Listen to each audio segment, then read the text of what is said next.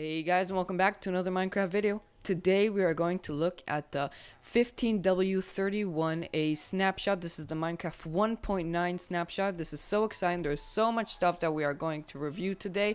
And before we start, I just want to say a massive thank you to my friend GTA Experience. We were planning to make this video together at first, but then I have to leave for a vacation, and we built this map together for all the snapshot related coverage stuff together.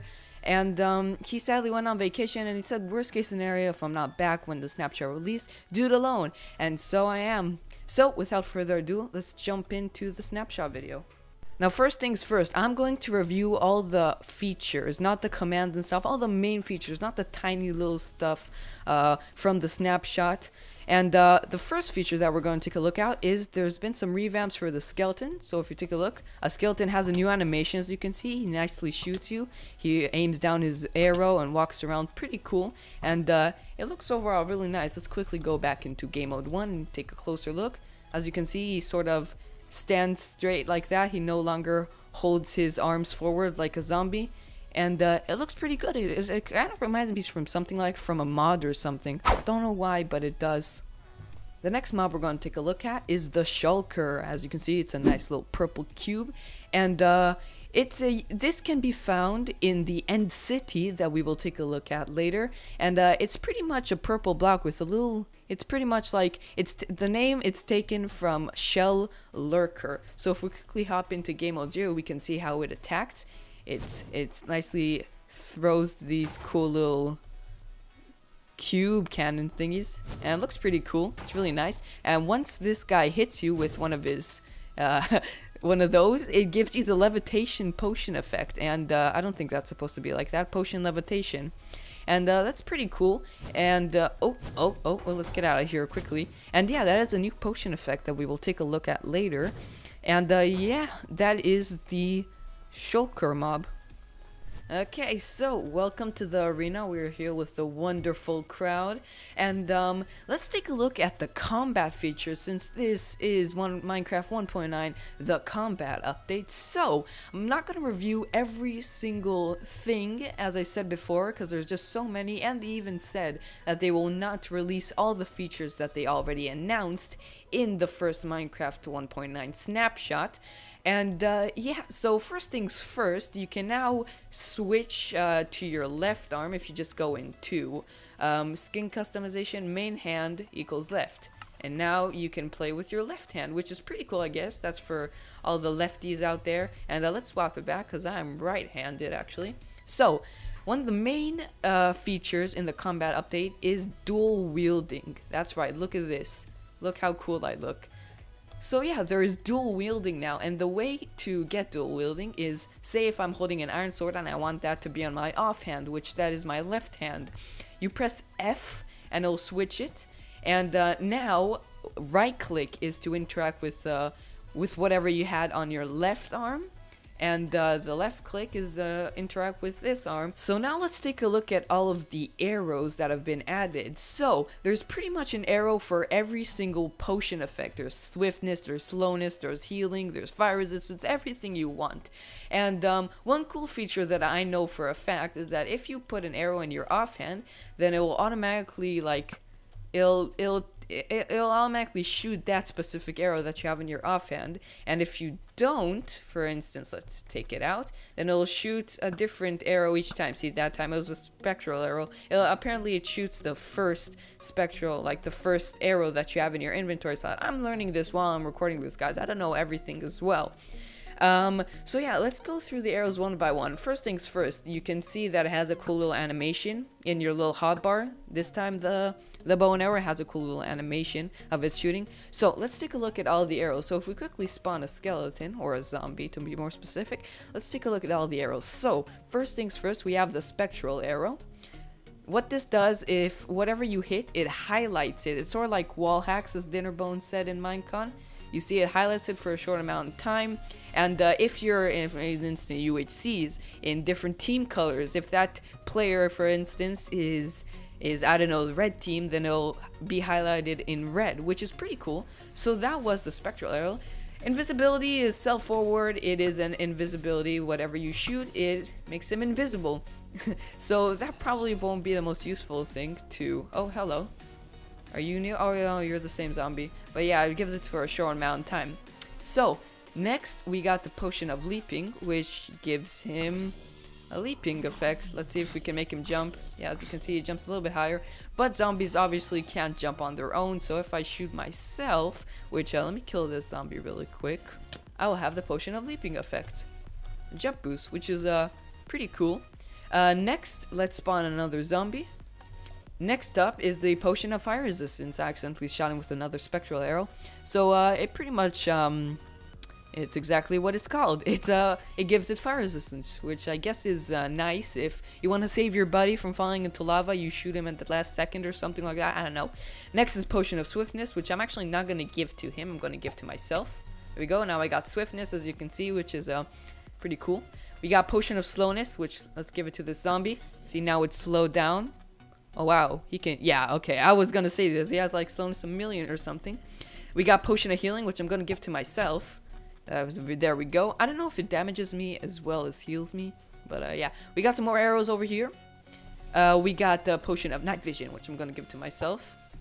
There we go. Now we got night vision, pretty cool. We got a potion of invisibility. We saw a potion of weakness, which I'm gonna give to this guy over here. There we go. Now he's oh, he already died. So potion of weakness, there we go. Next we got the potion of strength. I'm gonna give to myself because I don't want that to have. I don't want the zombie to have that. We got the potion of regen, which I super want me to have. There we go. Now we're slowly regening. We got the potion of harming, which we'll give to this guy. There we go. And we got, last but not least, potion of, not potion, arrow. Did I say potion this whole time? I don't know. We got the arrow of poison, which obviously will give this guy poison. And yeah, that's pretty much all of the potion effects. I actually can't run. Let me pick up your run flesh and eat. Okay, so cool new feature with carrot on a stick while riding a pig. You can right click with the carrot on a stick while riding the pig, and it will use up the carrot on a stick. As you can see, it's slowly losing durability and slowly getting eaten, but it gives the pig a speed effect, which is super cool. Kind of useful if you're trying to hunt those when pigs fly achievements or something like that. I don't know, it's pretty cool. It's a cool feature, you know. Another cool thing that has to do with the offhand, if you put whatever item into here, it'll put it actually in your offhand. So one of the biggest changes to the Minecraft 1.9 combat update is the end. So without further ado, let's just jump in and see all of the changes. So one of the biggest changes that we can already see in the end is the massive size of the island. I don't know about you, but I feel like this was much smaller in the previous versions. And yeah, another cool thing, as we can see, there's these cool iron bar cages around the ender crystal. That is to prevent you from just shooting snowballs or arrows from below. Dinnerbone said himself that he wants you to go up there yourself and break the crystal. So yeah, I guess that's kind of cool. It makes the battle much more difficult, that is for sure. Okay, there he goes. So the Ender Dragon is now dead. Obviously we got all this wonderful XP, and we can see over there, there was a purple beacon light, and it created the End Gateway. The End Gateway is a new thing that you unlock while, yeah, you kill the Ender Dragon, and this will take you to the End City. And how you do that, you might ask?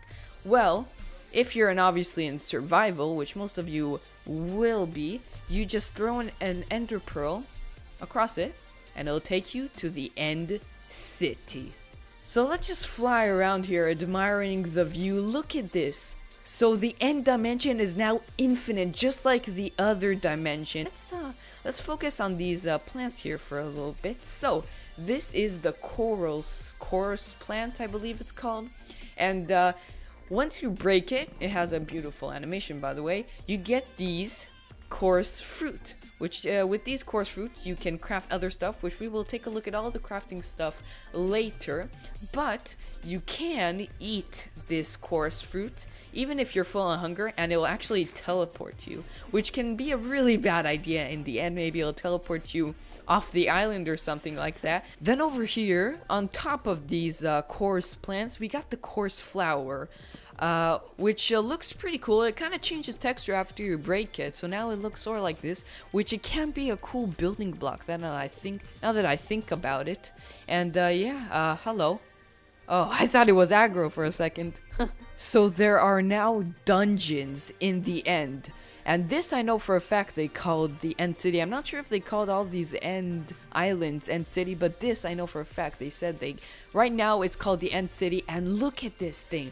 It is massive, and we even got a cool little pirate ship boat up here. It looks really nice, and we got all these cool purple blocks that we will look how to craft them and how to get them in a second. And we got a purple beacon. There is a naturally spawned beacon up here. Okay, let's just start from the bottom. So let's start all the way from the bottom. First things first, we can see we got some more of these shulkers guys over here, which we already saw what they do. That's not interesting right now. So we got this, we got loads of magenta stained clay, which I guess you can just tear down this whole thing and you'll have a bunch of these block types, which is pretty cool. So yeah, you can, we got some parkour going up over here. I don't know if each dungeon is random, like each time it changes, but yeah, that's pretty cool. Let's fly up here, and we got some more shulkers over here, and can we jump on these? Is this meant to be some sort of parkour? Can we, hold on, let's test something. Can we jump on this end rod? We sure can. This, oh my god, this is going to lead to some amazing parkour maps, I can already tell. So by the looks of it, once you get up here, you sort of, you can sort of choose a different way. So let's just go into this one. And we got some more shulkers. There are so many shulkers around here. We got a diamond sword. It's a Unbreaking 1 diamond sword. What is this? When in main hand. Oh my god, what is all of this? We got loads of diamond silk touch. Oh, hello, I didn't see you.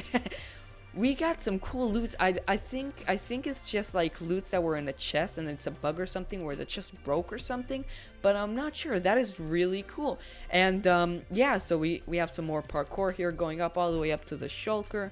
We got some more rooms with different loots, I guess, and stuff. We got so many of these shulkers, guys. It's really cool actually. They're, oh, okay, they teleport. I did not know that. Is there anything special up here? There's another chest I saw there. So once you finish, you can do some more parkour. In this chest, we got loads of, oh my god, this is amazing. We got a saddle, we got all this stuff, we got all this. Look at that sword. This is like the best loot from dungeon I've ever seen. And then there's this cool little pirate ship over here, which in here I saw there was a naturally spawned beacon. Yeah, we got the potion effect, as you can see up here. That's another thing. So a positive potion effects will show up here on the top row, and negative potion effects will show on the bottom row, or the opposite. I'm not sure, either one. Oh, hello, I did not see you there again.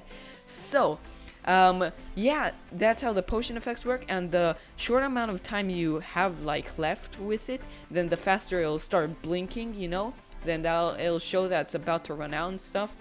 And yeah, is there anything up here, up the ladder?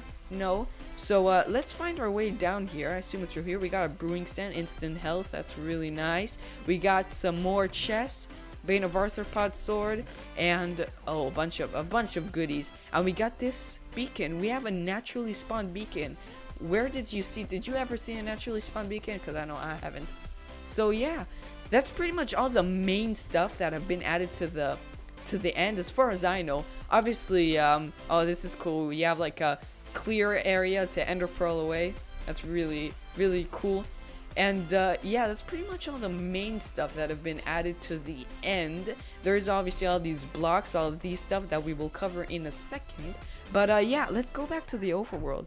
Okay, so a new food source has been added to the game. That is the beetroot, and you can actually breed chickens with the seeds, which is pretty cool. Same like the normal seeds, the wheat seeds, and this is how it looks when planted, very similar to the potato and carrots, and this is how it looks when it's fully grown. And once you eat it, this is how the beetroots, once you harvest it, looks. You can eat it. It heals, I think I tested it, it heals 1 or half a hunger bar, I'm not exactly sure. And there's also the beetroot soup. So now we got the rabbit stew and the mushroom stew. So now we got the soup, and now funny, this is actually called soup and not stew, which is kind of strange.